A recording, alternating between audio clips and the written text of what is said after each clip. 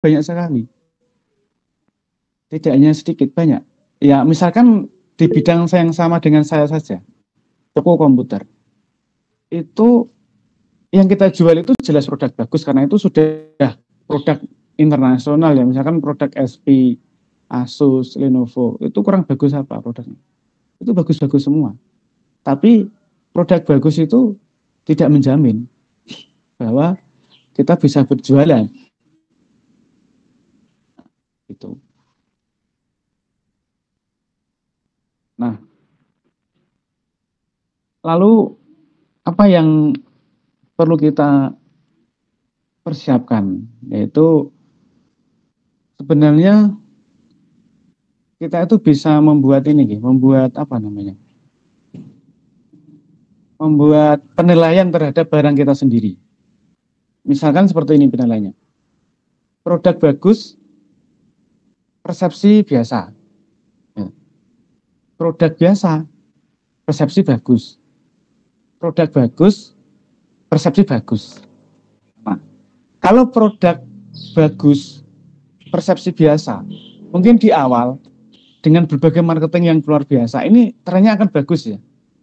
Jadi penjualannya sangat banyak sekali, tapi karena kemudian persepsinya jelek, waduh, nanti ini tuku apa jenenge, lipstick itu ternyata bisa ketika dibuka itu cuma separuh isinya, jadi kepotong. Atau yang harusnya pesen warna pink menjadi warna kuning misalnya. Itu salah satu bagian dari persepsi, menimbulkan persepsi jelek. Nah, maka ketika produk bagus, kemudian persepsi jelek, itu akan booming di awal, tapi akan hancur di kemudian hari. Kalau ini diteruskan, maka ini namanya bunuh diri. Bunuh diri. Kemudian kalau dibuat skema yang kedua adalah produk biasa, persepsi bagus. Nah, ini juga tidak akan tidak akan trafficnya tidak akan menaik. Karena persepsinya bagus, wah ini tempatnya Pak Rohmat ini bagus-bagus loh. Apalagi pelayanannya bagus, orangnya enak-enak. Tapi barangnya ternyata jasanya misalkan ini di servis sudah oke katanya, tapi sampai rumah rusak. Nah ini kan produknya biasa, jasanya biasa. Maka ini juga tidak akan bagus trafficnya.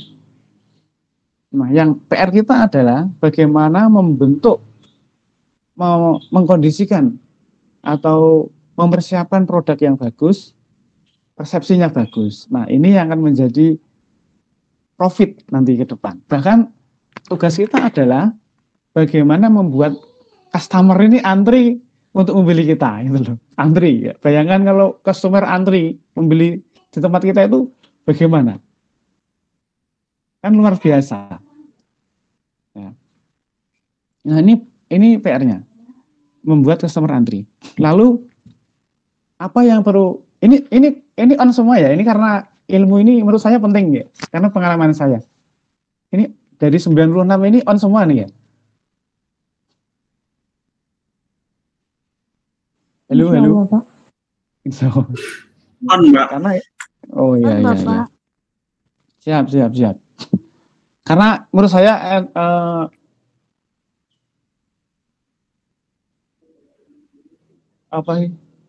apa yang saya alami ini penting untuk saya sharingkan kepada teman-teman yang mungkin sudah berbisnis atau mau memulai.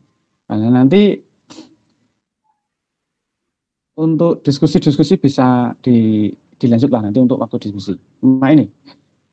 Lalu apa yang perlu kita persiapkan ya untuk membuat customer antri gitu ya? Ini kan tadi sudah tak sampaikan bahwa hal yang penting atau salah satu yang paling inti di dalam berbisnis adalah kita itu mempunyai banyak konsumen yang antri membeli tempat kita atau yang antri membeli jasa kita. Kalau saya misalkan servis komputer, servis printer, servis CCTV, servis internet, itu bagaimana orang antri. Itu. Dan teman-teman kalau tahu di toko itu, di toko yang kecil itu ya, jadi 4 meter 4 meter kali 10 meter itu yang servis itu teknisinya sampai kewalahan loh itu. Delivery saja sampai bingung, jadi di jadwal delivery itu. Jadi kalau misalkan hari ini ke kecamatan sini, kecamatan sini, kecamatan sini, tolong dipersiapkan. Misalkan customernya dikasih tahu, kita buat history di WA toko atau di WA teknisi bahwa kita mau delivery ke beberapa kecamatan ini. Nah, nanti konsumen yang mau delivery silakan japri atau WA. Itu pun kewalahan ya. Jadi kantor itu telepon, Pak kita mau servis ini Pak, mesti harus nunggu dulu.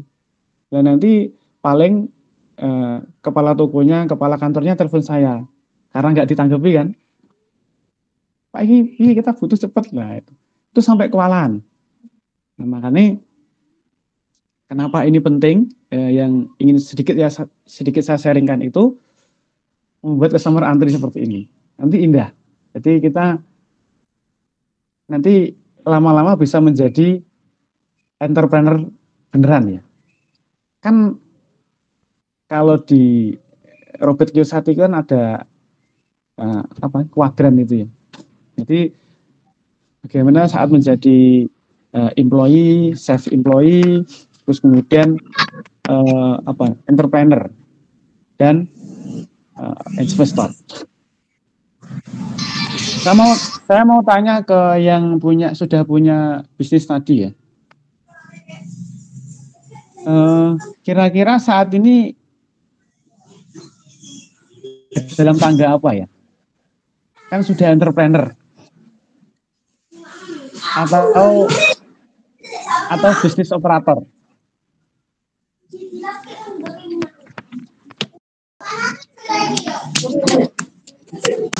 Maaf Mbak, Putra Tunada bisa dimatikan mic-nya.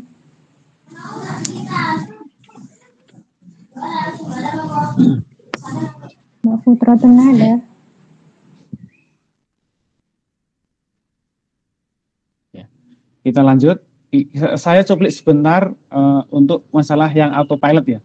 Jadi kenapa saya tanya tadi? Jadi posisi sekarang itu teman-teman itu di mana? Nah, karena banyak sekali pengusaha itu terjebak pada kuadran entrepreneur. Nah, di dalam kuadran kan ada teman-teman mahasiswa mungkin sangat familiar sekali dengan bukunya Robert Kiyosaki ya, yang itu cash flow quadrant itu, yang ada employee, self-employee, entrepreneur, dan investor. Nah, kebanyakan dari teman-teman kita di luar itu terjebak dalam tahap entrepreneur. Dikiranya itu sudah menjadi entrepreneur, tetapi ternyata belum. Nah, jadi turunannya entrepreneur itu ada namanya business operator. Nah, jadi ini kadang sesuatu yang sangat unik sekali ya. Jadi ketika kita ketemu teman-teman kita reuni, kita punya kartu nama, tulisannya itu founder, owner, CEO. Nah, CEO apa, owner apa, tapi ternyata dia itu masih terjebak menjadi bisnis operator. Jadi yang nulis yang jualin dia, yang nulis nota dia, yang mencari barang dia, menerima telepon dia, bahkan yang nyapu juga dia. Terus apa lagi? Atap bocor juga dia. Terus apa lagi ya? Ada kotoran di tembok juga dia yang bersihkan. Nah, ini namanya bisnis operator. Nah, ini sebelum menjadi entrepreneur ternyata ada jebakannya itu, bisnis operator. Nah, jebakan di atasnya bisnis operator adalah bisnis manager. Nah, ini sudah agak keren. Bisnis manager itu dia sudah mempunyai beberapa karyawan. Dia sudah mempunyai beberapa kepala bidang. Nah, sehingga tugasnya adalah mendelegasikan tugas-tugas yang selama ini dia kerjakan. Nah, ini sudah naik. Baru tahap berikutnya adalah entrepreneur. Nah, entrepreneur ini adalah tujuan kita nanti bahwa autopilot. Jadi kita tidak datang pun 1 bulan ya bisa jalan ya, toko ya jalan ya. Itu yang kita harapkan ke depan menjadi autopilot. Oke. Mungkin ini lanjut ya, apa langsung diskusi atau gimana?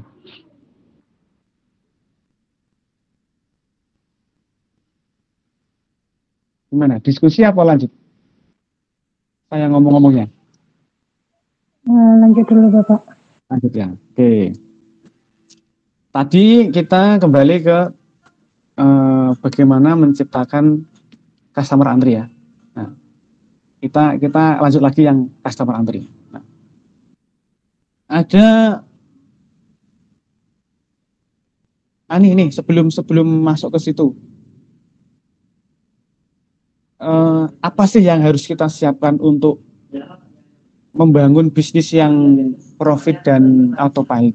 Ya, itu mungkin teman-teman bisa dimasukkan dalam bawah sadar nanti ya. Yang pertama adalah, kalau saya mencoba menggambarkan itu mungkin kayak pohon gitu ya.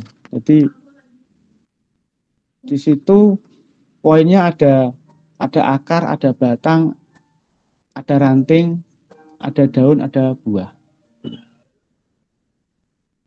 Nah,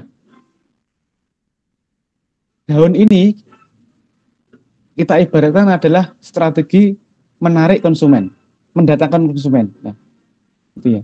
Jadi strategi apa yang harus kita siapkan untuk membuat bisnis profit dan autopilot? Satu adalah mendatangkan banyak konsumen, menciptakan konsumen, mendatangkan banyak konsumen. Kita ibaratkan menjadi, kalau pohon kita ibaratkan daunnya.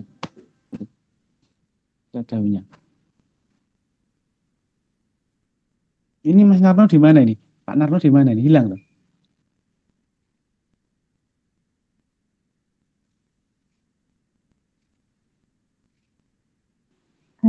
Ada Pak Narno, tetap ada. Belum keluar. Pak Narno.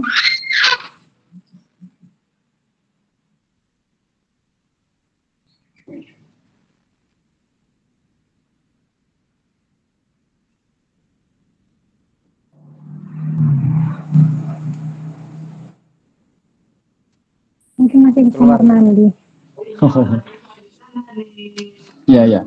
Jadi itu ya. Jadi strategi pertama adalah bagaimana kita menarik calon customer.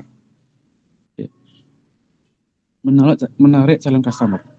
Yang kedua adalah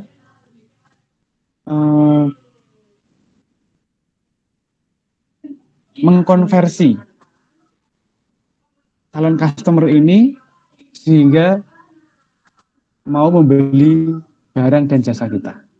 Jadi strategi membangun bisnis profitable dan autopilot itu mendatangkan konsumen, kemudian mencoba untuk mengkonversi. Yang berikutnya adalah membangun super team. Nah, ini sangat penting ya. Ini karena juga ruh dari sebuah bisnis adalah tim, membangun sebuah tim. Kemudian yang berikutnya kita membuat bisnis sistemnya. Jadi, bentar.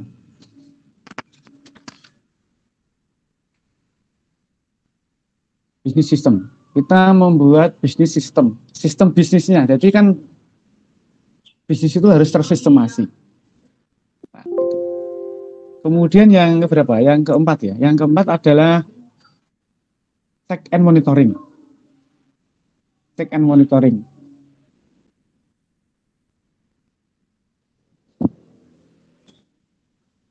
Kemudian yang berikutnya adalah, nah ini juga yang penting juga, personal dan spiritual foundation. Jadi teman-teman itu tadi strategi dalam membangun bisnis yang profit dan autopilot.